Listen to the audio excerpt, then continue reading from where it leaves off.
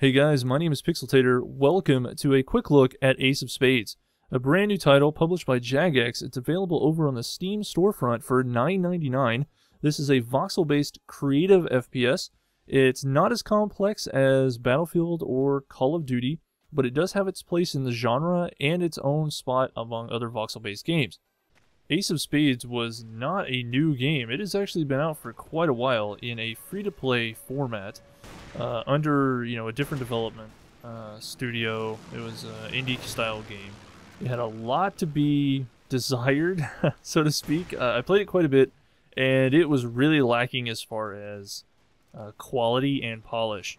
Now, as you can see in this gameplay, if you ever played Ace of Spades before, this looks completely different. It looks very polished, very clean, design-wise.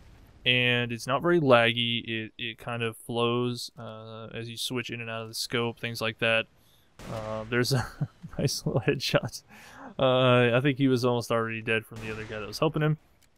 But that's okay. I'm playing the Marksman class in this gameplay footage.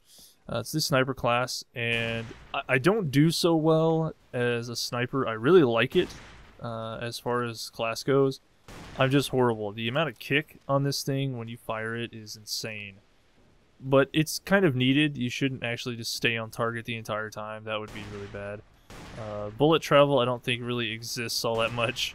There's no drop. The physics aren't like that. They're, very arcade-ish. And that's what the game's supposed to be about. But like I said, it was a free-to-play game to start with. And then Jagex picked it up and really did a lot of great things with it and brought it into the level that it is now and what it should have been to begin with for a title that you would actually pay money for to play. And I really think they did a good job here. Visually, the polish is good. The gameplay is very fun and addictive. You can pick it up and jump right into it. There's no complex controls. There's nothing changed. It's a very arcade shooter that you can just jump into and play matches with. Now, I die here a lot, but that's okay. We're not really worried about me dying as much as we are wanting to know how the game actually plays. And I'm having a great time with this. The physics are good. The mechanics are good. There's no lag. The servers are actually doing really well. Now, I don't know about hosted servers on your personal machine, but the servers I've been playing on so far, I don't know if they're officials or not. I'm pretty sure they are. They have been lag-free even with 32 players. Maxing the server out in a close quarters match like Team Deathmatch. Now this one is multi-hill, which has multiple locations that you have to capture during the course of the game. And I almost killed my teammate, but that's okay.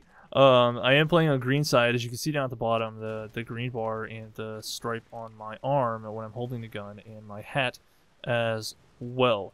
I think we win this match. I can't remember, but that's neither here nor there. I'm really liking the gameplay. It reminds me of Minecraft a lot since it's a voxel game, and it reminds me of the old version, the old Ace of Spades version, but a lot more polished. I'm really, really excited about that. And I say it has a lot of polish, a lot, but it really is true. If you had ever played Ace of Spades prior to this, you would be shocked. They took a turn for the better.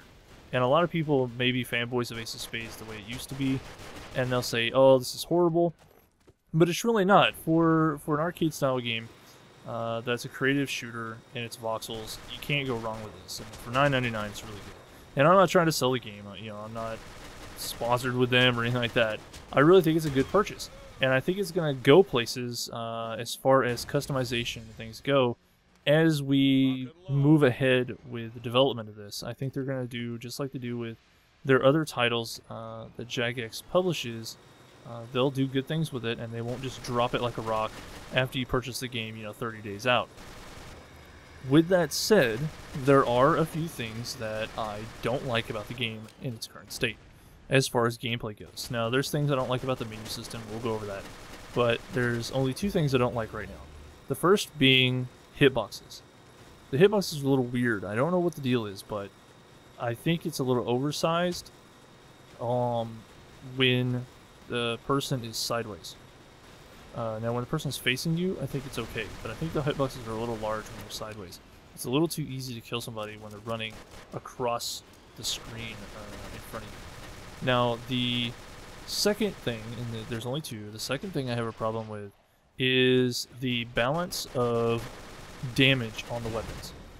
The Commando, I think, hands down, is very, very overpowered.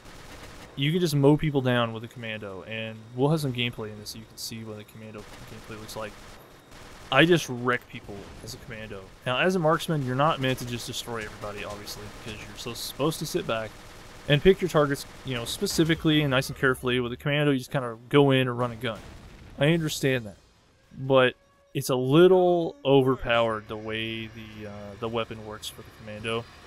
In almost the same sense, the Rocketeer's main weapon, the SMG, is a little too high on the damage. I think it should be tuned down just a little bit.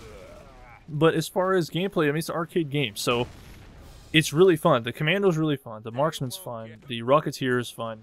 My favorite is the Marksman. I would say my second favorite is the Commando, even though it's kind of overpowered. The Miner, I don't really do much with because I'm not that style of player for this kind of game. I don't do all the construction and the digging and all that stuff. I don't really care about that. I just try to help my team as far as killing and pushing them back away from the objectives. So, with that said, they all have their perks and they all have their ups and downs. Obviously, with any game, you're going to have that.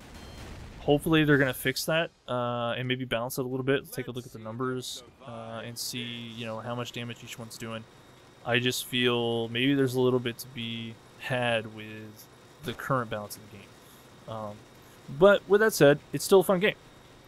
You know, like I said before, they took the original Ace of Spades and did what was right for it, for its genre. You know, it's a creative FPS. It's not just an arcade FPS because it's a voxel-based creative game where you can manipulate the environment. I think that's what really sets it apart from other FPS games that may be voxel-based or arcade style. You can actually manipulate it. So the map can change throughout the course of the game depending on who's doing what. So, and that's the way it's supposed to be played. It's meant for non-linear gameplay.